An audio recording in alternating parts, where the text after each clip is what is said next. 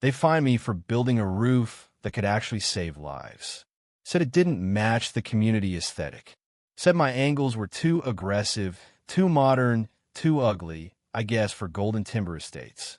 They looked me dead in the eye and told me safety came second to symmetry. Now, I've seen what 5 tons of wet Colorado snow does to a house that isn't built to fight back. And I wasn't about to let my family become a headline just to keep the neighborhood looking like a Pottery Barn catalog. You never, ever forget the sound of a roof giving way. It's not this sharp, crack of doom thunderclap, not a big dramatic movie moment. It's slower, almost thoughtful, a deep, aching groan, like the house itself is letting out its last breath before it just surrenders to gravity. I heard that sound 10 years ago in a little town 2 valleys over. Whole family was buried in their sleep only. The father crawled out. Those old, blurry newspaper photos, 2 little girls burned into my brain. I didn't even have kids back then, but I saw their faces every time I thought about building my own house. My name's Garrett Weller. When Amanda and I bought our place here, 8 years ago now, I had just one rule for the builder. The roof, that was non-negotiable. It would be built my way, engineered by my hands, rated for whatever apocalypse Mother Nature decided to throw at us. I'm not an architect, but I spent 22 years in the Army Corps of Engineers, most of it in places where the only thing standing between you and death was the roof above your head. So, I didn't give a damn about visual harmony or curb appeal. I sketched my design on graph paper under the flickering light in our rental apartment. Steep pitch 43 degrees. Standing seam metal, soft silver, reinforced trusses, snow guards exactly where I wanted them. The builder raised an eyebrow at the whole thing, but I told him, plain as Damie family's safety isn't up for a vote. At first, nobody cared. Maybe some of them even admired it. The first winter we got a real snow, and my roof let the snow slide down in these beautiful, controlled sheet shush while their gutters were groaning and cracking under ice dams. My neighbor, Greg, actually clapped me on the back and joked he might steal my idea. But then spring came, and with it, Karen Delaney. Karen, a new HOA board president. Picture this. She shows up in my driveway in a blazing red blazer, clipboard, sunglasses perched in that helmet hair. Didn't even say hi. Just started talking about inconsistencies, gesturing at my roof like I'd parked a UFO on my house. The CC and RS are clear, Mr. Weller, she said with this smile, so thin it could cut glass. Your roof doesn't match the community's approved palette, and we've had comments. I just leaned on my shovel, calm as you please, told her CC and RS don't mention a word about snow load engineering or the kind of blizzards we get out here. Ma'am, this roof's designed to keep my daughters alive. She just tapped her pen, tink, tink, tink on the clipboard, and said, county codes aren't our concern. Community standards are. 2 weeks later, thick envelope in the mailbox of violation notice. They wanted a redesigned plan in 30 days, and of course, a $500 fine to kick things off. Amanda read it over my shoulder, her voice tight. I just watched my girls, Molly and Lucy, giggling at the snow sliding off our roof, and right then I knew no way was I letting some board tell me how to protect my kids. I turned the garage into a war room. Blueprints, engineering stamps, permits, photos. Started logging temperature, snow totals, humidity, the whole deal. Treating it like a deployment because the enemy wasn't interested in facts. They wanted obedience. Karen's next move was nastier, threatened to send out contractors to remediate my roof on my expense, which in English meant guys with crowbars tearing down my roof while I stood there. Suddenly, our friendly neighborhood got cold. June Holstead stopped waving. Greg, the guy who used to joke with me, now turned his back. Lucy came home in tears one day. Some kid at school said her daddy was mean to the neighborhood. I pulled her onto my lap, told her the roof was like a giant slide so the snow wouldn't crush our house. Does it protect us, Daddy? She asked, serious as a judge. I told her exactly. She hugged me and said she loved our roof. That was it for me. I stopped trying to be a good neighbor and started being a soldier again. What I didn't know then, the worst winter storm in 20 years was rolling our way, and Karen was about to personally sue me in small claims court to sidestep the county review board. So yeah, things got real. The mailbox became a delivery system for spite anonymous notes, bylaws highlighted in toxic yellow, even a real estate flyer under my wiper with a house circled 3 towns over.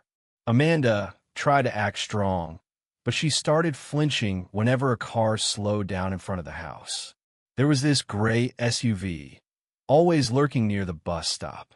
Windows tinted so black you couldn't see the face inside, but you could feel them watching. Then, Friday night it happened. Somebody hit our garage door and shed with cherry red spray paint conform or leave. Looked like blood in the porch light. Lucy cried. Amanda packed up the girls and left for her sister's just for a while, she said, until things calmed down. I didn't argue. I couldn't guarantee their peace of mind anymore, even if I could guarantee the roof. So I stayed behind, nights alone, power washing hate off my garage, repainting beige until my hands went numb. The Weather Channel started flashing polar vortex in huge red letters. The storm was 3 days out, and the whole neighborhood was busy whispering about my rebellious roof. I was out in the garage, stocking up on fuel, checking the generator, reinforcing everything I could. Karen's last showed a cease and desist letter, demanding I prep for roof remediation. I just tucked it in the evidence binder next to the vandalism photos. When the first flakes hit, they weren't pretty. They were heavy, wet, driven sideways by a wind that sounded like a freight train. By noon, couldn't see Greg's house. By midnight, the grid was down, everything blacked out except my place. Generator humming, roof working like a silent machine. I sat in the living room, wrapped in a wool blanket, listening, instead of thuds from the roof. Every hour there was this rushing, whoosh, another 500 pounds of snow sliding harmlessly into the yard. But around 3 a.m. I heard the other sound, the one from my nightmares. Crack, distant, sharp, then a groaning shudder you could feel in your bones. Security feed flickered Dalton's deck roof, folded like a cardboard box. 10 minutes later, McCaffrey's gutter gave way in a slow-motion avalanche. I suited up, stepped into the chaos.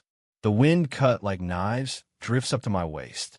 As I slogged toward the street, I heard a desperate cry. Karen, of all people, kneeling in her driveway with a toy shovel, digging at her garage door. Her SUV was crushed under a mountain of snow, the awning above her sagging dangerously. Garrett, she gasped, the roof's gonna go. Me house is groaning. Please.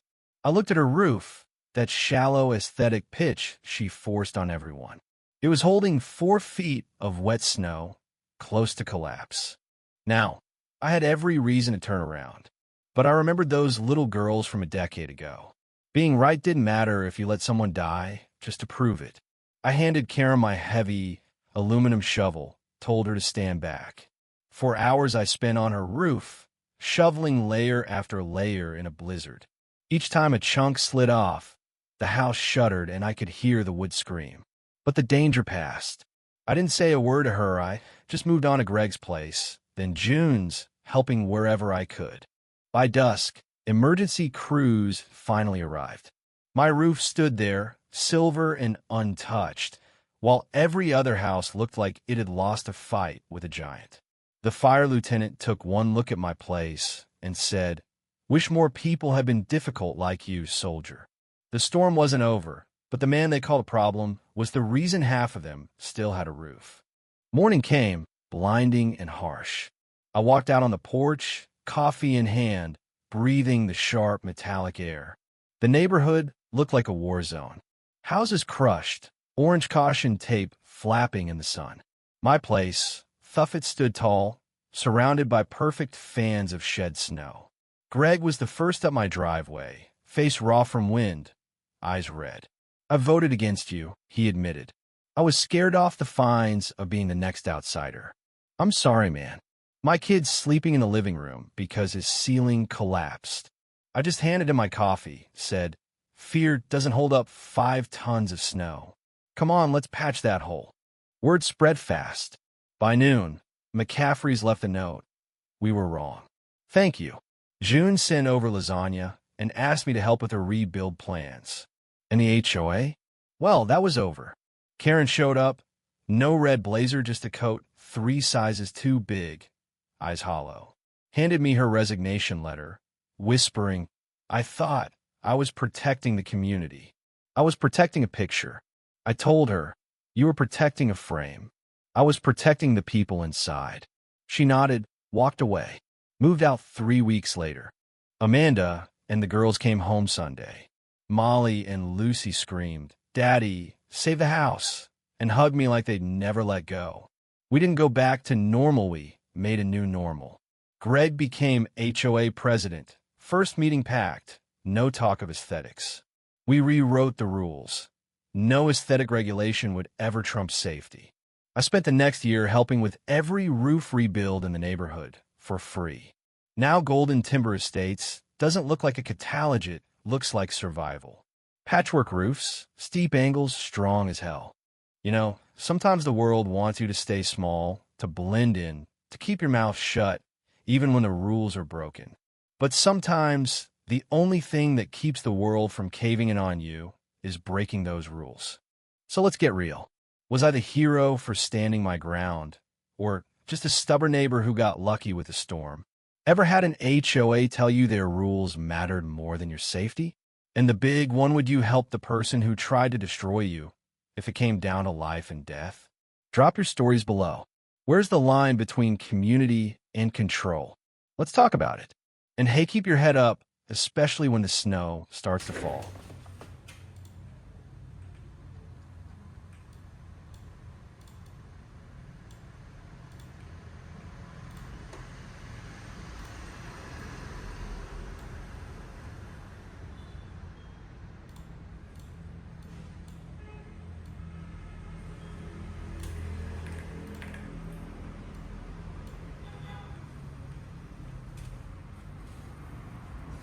Cảm ơn tất cả các bạn đã xem video.